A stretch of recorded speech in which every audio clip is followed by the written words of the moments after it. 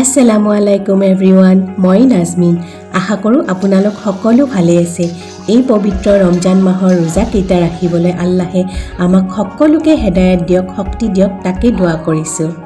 আজি মই ৰমজান মাহ স্পেশাল এটা ৰেচিপি লৈ আহিছো যিটো নেকি খুব বেহতৰিন হোৱাৰ লগতে ইজি টু কুক হয় তো ভিডিওটো স্কিপ নকৰিব শেষলৈ চাব তাৰ বাবে মই 1 কেজি চিকেন ভালদৰে এনেকৈ ধুই পানীটো একেবাৰে খৰাই লৈছো এয়া চাওকচোন অকমানো পানী নাই এনেকৈ ভালকৈ পানীটো খৰাই লব আৰু এইফালে দৈ আদা নহৰু পেষ্ট তেজপাত আৰু কেঁচা জলকীয়া লৈছো এইখিনি ইয়াতে দি ভালকৈ মিক্স কৰি লম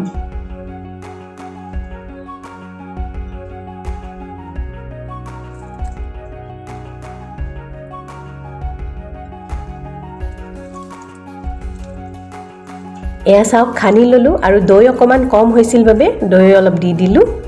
এইখিনি এতিয়া 2 ঘণ্টাৰ কাৰণে মেৰিনেট হ'বৰ কাৰণে থৈ দিম আপোনালোকে ইচ্ছা কৰিলে গোটেই ৰাতিও মেৰিনেট কৰি থব পাৰে এয়া 2 ঘণ্টা পিছত চাওকচোন ইমান ধুনীয়াকৈ মেৰিনেট হৈ গৈছে এতিয়া তৰকাৰীখন ৰন্ধাৰ বাবে বাকিখিনি যোগাৰ কৰি লোৱা হওক এইফালে মই দুটা পিয়াজ স্লাইস কৰি লৈছো আৰু তেজপাত লৈছো এয়া জালুক গুটি লৈছো কেইটামান এইফালে জিৰা গুটি লৈছো আৰু ইলাইচি লৈছো দুটা দালচেনি লং আৰু এক কৰণ ফুল কেৰাহীত ৰিফাইন দি দিলো এতিয়া মই গোটা মছলা ইলাইচিটো দি দিলো আৰু জিৰাখিনি দি দিম জিৰা লং দালচেনি এখিনি দি দিলো লগে লগে এয়া পিয়াজখিনিও দি দিলো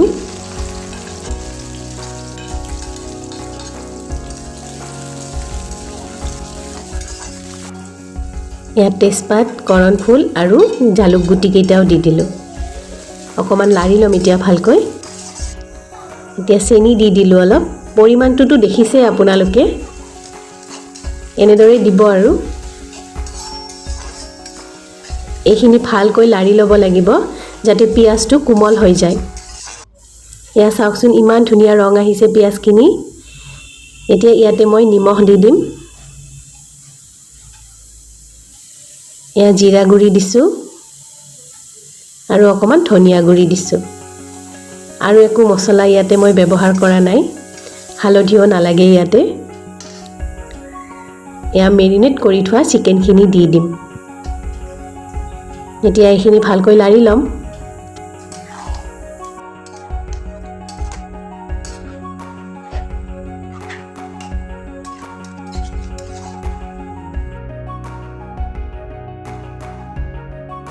চিকেনখিনিয়ে পানী ৰিলিজ কৰিছে তো সেইবাবে মই ঢাকনি বন্ধ কৰি 15 মিনিটৰ বাবে মিডিয়াম ফ্লেমত থৈ দিম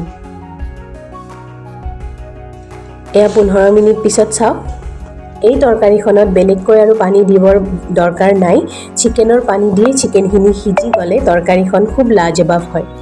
এয়া আকৌ ঢাকনি বন্ধ কৰি মই 15 মিনিটৰ বাবে থৈ দিম কিন্তু মাজতে লাৰিব লাগিব নহলে তলিত বহি যাব এয়া চাওক পানী বহুখিনি কমি গৈছে এতিয়া লাৰিব লাগিব তৰকাৰীখন ভালকৈ এয়া চাওক পানী শুহি গল আৰু মই ইয়াতে ঘি দি দিছো 2 চামুচ ঘি দিলে ফ্লেভাৰটো আৰু বেছি ষ্ট্ৰং হৈ যায় বহুত সোৱাদ লগা হয় এই তৰকাৰীখন সৰু বাচ্চাৰ পৰা বয়সস্থ মানুহলৈকে সকলোৱে খাব পাৰে এই তৰকাৰীটো ৰোজাৰ মাহৰ কাৰণে বেষ্ট হয় এই তৰকাৰীখন পোলাও ভাত বা নান ৰুটি এইবিলাকৰ লগতো আপোনালোকে খাব পাৰে তো বাঢ়ি লোৱা হওক তৰকাৰীখন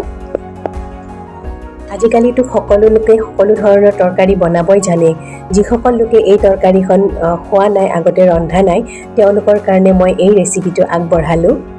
আৰু যোনে যোনে বনাই খোৱা নাই তেওঁলোকে এই তৰকাৰীখন এবাৰ বনাই খাই চাব খুব সোৱাদ লগা হয়